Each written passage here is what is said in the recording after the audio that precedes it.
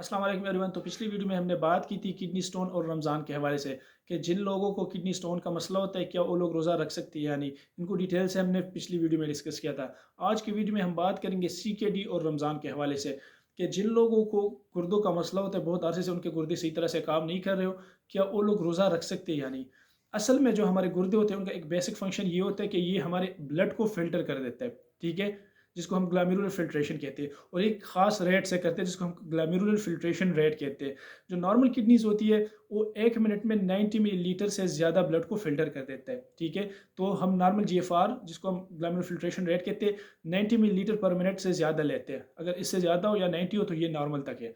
अगर इससे हमारे किडनी में मसला आ जाए और वो 90 मिलीलीटर से कम ब्लड को फिल्टर करने लगे तो फिर हम इसको किडनी डिजीज़ कहते हैं। अगर ये बहुत अरसे से हो, ठीक है, तो फिर हम इसको क्रॉनिक किडनी डिजीज़ कहते हैं। अब इनको हम डिफरेंट स्टेजेस में डिवाइड करते हैं, क्योंकि ये ऐसा तो नहीं है ना कि अगर किसी के 80 ml कर रहे हो, 80 मिलीलीटर ब्लड को फिल्टर कर रहे हो, दूसरे के 40 मिलीलीटर ब्लड को फिल्टर कर रहे हो, तो दोनों तो डिफरेंट होते हैं। डिजीज सिवियरिटी दोनों में डिफरेंट है। तो इसीलिए हम इनको डिफरेंट स्टेजेस में डिवाइड करते हैं कि जो अगर किसी का 90 मिलीलीटर से ज़्यादा आता हो या 90 आता हो तो इसको हम नॉर्मल कंसिडर करते हैं, ठीक है। अगर किसी बंदे का 60 मिलीलीटर से लेकर 90 तक आता हो, ठीक है, तो इसको हम स्टेज 2 किडनी डिजीज़ कहते हैं, ठीक है। अगर किसी बंदे का 30 से लेकर 60 तक के दरमियान में आता हो तो इसको हम स्टेज 3 कहते हैं। अगर किसी का 15 से लेकर 30 तक आता हो तो इसको हम स्टेज 4 कहते हैं। अगर किसी का 15 मिलीलीटर पर मिनट से कम आता हो तो इसको हम स्टेज 5 कहते हैं। मतलब इसका ये है कि जिसके गुर्दे जितना कम ब्लड फिल्टर कर रहे हो उतना उसमें मसला ज़्यादा होगा, ठीक है, ज़ाहिर बात है।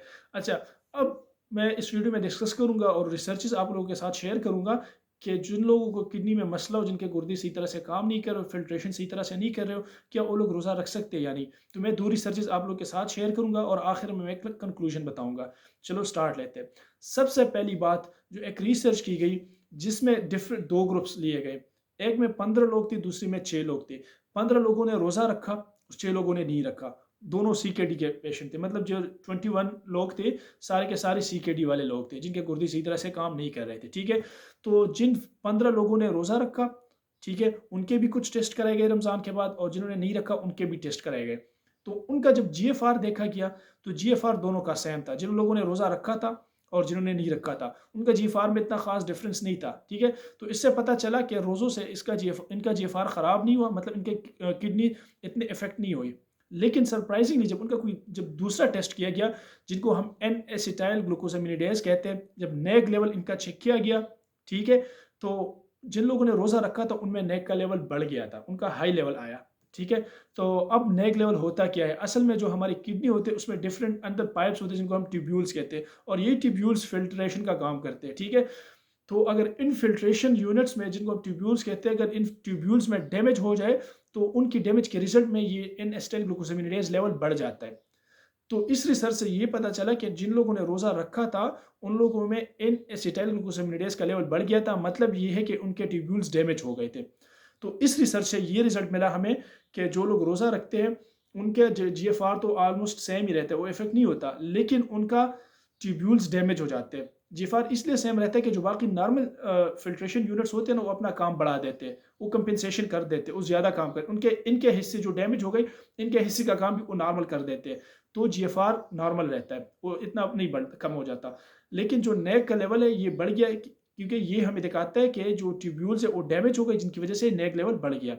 तो इस रिजल्ट से हमें ये मिलता है, इस रिसर्च से ये रिजल्ट मिलता है कि जो लोग रोज़ा रखते हैं और उनको CKD का प्रॉब्लम हो तो उनके ट्यूब्यूल्स डैमेज हो जाते हैं। ये तो एक रिसर्च हो गई। जो दूसरी रिसर्च हो गई उनमें सारों के सारे लोगों ने रोज़ा रखा, उनमें 31 लोगों को लिया गया, ठीक है, और वो डिफरेंट स्टेजेस के लोग थे। मतलब उनमें से 14 लोग ऐसे थे जिनको स्टेज 3 किडनी डिजीज़ थी, 12 लोग उनमें से ऐसे थे जिनको स्टेज 4 किडनी डिजीज़ थी, और 5 लोग उनमें ऐसे थे जिनको स्टेज 5 किडनी डिजीज़ थी, और सारों के सारों ने रोज़ा रखा, ठीक है।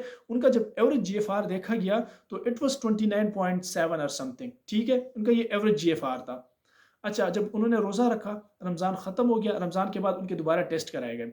जब दोबारा उनका GFR चेक किया गया तो GFR इनका भी अनचेंज था, मतलब रोज़ों का GFR पर कोई असर नहीं पड़ा, मतलब उनके किडनी मज़ीद ख़राब नहीं हो गई, ठीक है।